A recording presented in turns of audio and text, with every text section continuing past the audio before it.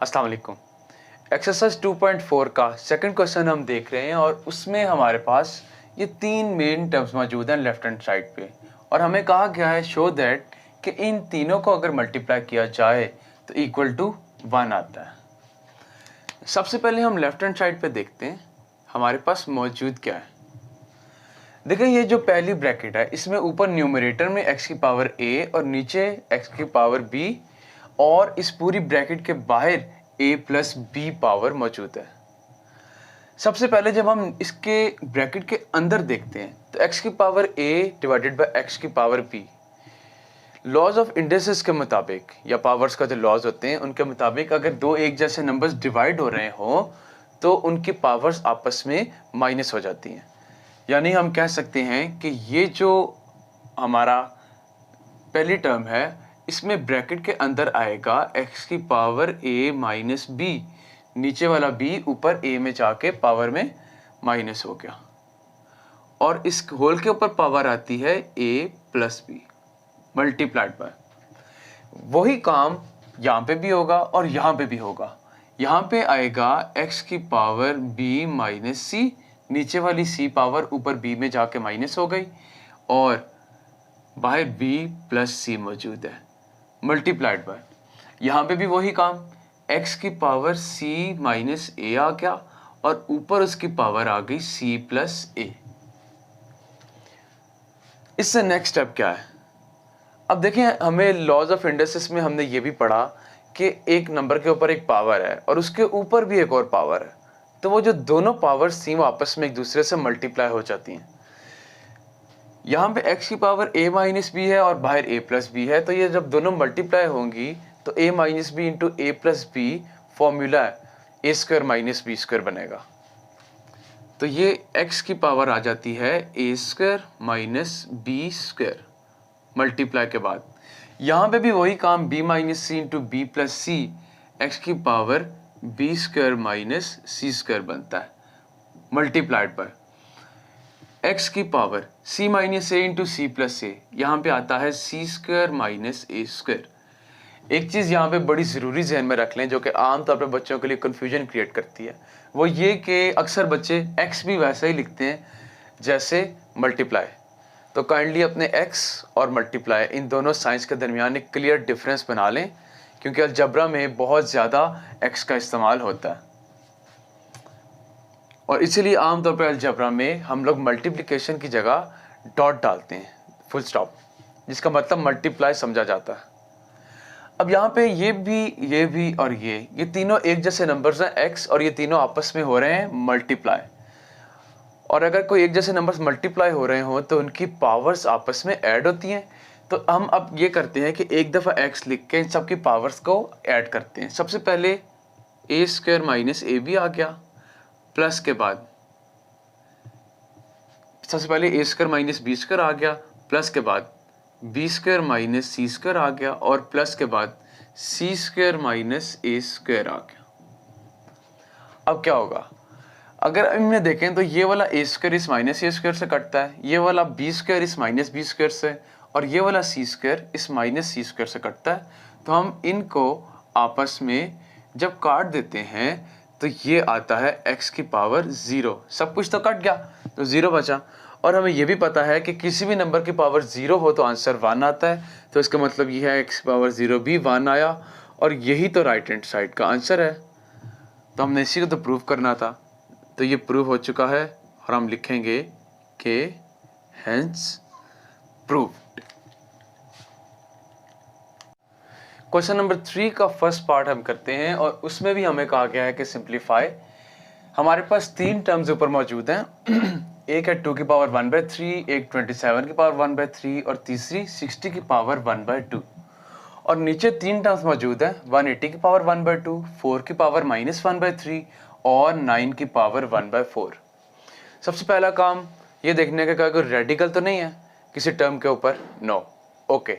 Second काम ये कि ये जो 4 है इसकी पावर नेगेटिव है। अगर आपके पास किसी टर्म की पावर नेगेटिव होगा तो आपने फ़ौरन उसको पॉजिटिव में कन्वर्ट करना है। कैसे? अगर वो ऊपर है तो नीचे ले जाएंगे और अगर नीचे है वो टर्म तो ऊपर ले जाएंगे।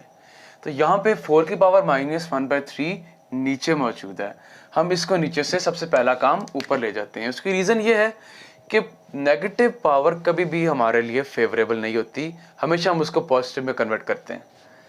तो ये ऊपर 2 की पावर 1/3 एज इट इज़, इस स्टेप में तमाम बाकी चीज़ें वैसे ही रहेंगी, मल्टीप्लाइड बाय 60 की पावर 1/2, और ये जो नीचे 4 था ये ऊपर जब चला गया तो ये 4 की पावर आ गई 1/3 डिवाइडेड बाय 180 की पावर आ गई 1/2 इंटू 9 की पावर आ गई 1/4। सबसे पहला स्टेप में तो हमने एक नेगेटिव पावर जो क्वेश्चन में मौजूद थी उसको ख़त्म करके पॉजिटिव बना दिया। अब इससे नेक्स्ट स्टेप, इसमें जितनी टर्म्स हैं जो फैक्टराइज हो सकती हैं, जिनकी प्राइम फैक्टराइजेशन हो सकती है, सबसे पहले तो उनकी प्राइम फैक्टराइजेशन कर लेते हैं। ये 2 तो प्राइम फैक्टराइज नहीं हो सकता, ये 2 की पावर 1/3 इस स्टेप में फ़िलहाल वैसे ही रहेगी। 27 को देखें तो 3 3s are 9 और 9 3s are 27, 3 3 बनते हैं, 3 की पावर 3, तो हम इसको कहेंगे 3 की पावर 3 और अभी उसके ऊपर power 1/3 as it is multiplied by 60 की हम प्राइम फैक्टराइजेशन करते हैं। 60 को जब हम प्राइम फैक्टराइज करते हैं 2 से करेंगे तो आएगा 30, फिर 2 से डिवाइड करेंगे तो 15, फिर 3 से डिवाइड किया 5 और फिर 5 से किया तो आया 1। तो 60 बनता है 2 का square multiplied by 3 multiplied by 5 whole की पावर 1/2 मल्टीप्लाइड बाय, आगे आया 4 जिसकी पावर 1/3 मौजूद है। 4 को हम प्राइम फैक्टराइज करते हैं तो ये 2 का स्क्वायर बनता है, 2 की पावर 1/3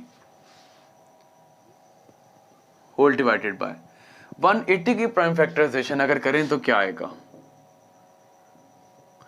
जब हम 2 से डिवाइड करते हैं तो आता है 90, फिर हम 2 से डिवाइड करते हैं तो आता है 45, ये 3 से होता है, आता है 3 1 जार 3 3 5 जार 15, फिर ये 3 से डिवाइड होता है 5 जार और फिर ये 5 से होता है तो 1 जार। तो 180 की प्राइम फैक्टराइजेशन बनती है, 2 2 हैं तो 2 का स्क्वायर, 2 3 हैं दैट मीन्स 3 का स्क्वायर और एक 5 मौजूद है और इस पूरे के ऊपर पावर आ रही है 1/2 मल्टीप्लाई बाय 9 की जब प्राइम फैक्टराइजेशन करें तो वो बनता है 3 का स्क्वायर और उसके ऊपर पावर है 1/4। अब इस स्टेप में जितनी चीज़ें प्राइम फैक्टराइज हो सकती थी वो हमने कर दी। इसके बाद अब नेक्स्ट क्या होगा, ये फिलहाल 2 की पावर 1/3 तो वहीं मल्टीप्लाइड बाय, ये 3 के ऊपर पावर 3 है और उसके साथ मल्टीप्लाई हो रहा है 1/3, तो ये 3 और 1/3 का नीचे वाला 3 आपस में कट जाएंगे और खाली 3 की पावर 1 बचेगा और ये 1 हम आमतौर पे लिखते नहीं है मल्टीप्लाइड बाय। अब इस ब्रैकेट में 2 का स्क्वायर 3 और 5 ये तीनों के ऊपर होल पावर आ रही है 1/2 और ये तीनों आपस में हो रहे हैं मल्टीप्लाई, तो 1/2 पावर इन तीनों के ऊपर अलहदा अलहदा आ जाएगी। ये आएगा 2 की पावर 2 इंटू 1/2 इंटू 3 की पावर 1/2 इंटू 5 की पावर 1/2। यहाँ पे ये 2 और 1/2 मल्टीप्लाई होंगे क्योंकि 2 की पावर 2 और उसके ऊपर 1/2 आएगी, तो जब दो पावर्स मतलब पावर के ऊपर पावर आ जाए तो वो आपस में मल्टीप्लाई हो जाती हैं मल्टीप्लाइड बाय। यहाँ पे आता है 2 की पावर 2 इंटू 1/3 2/3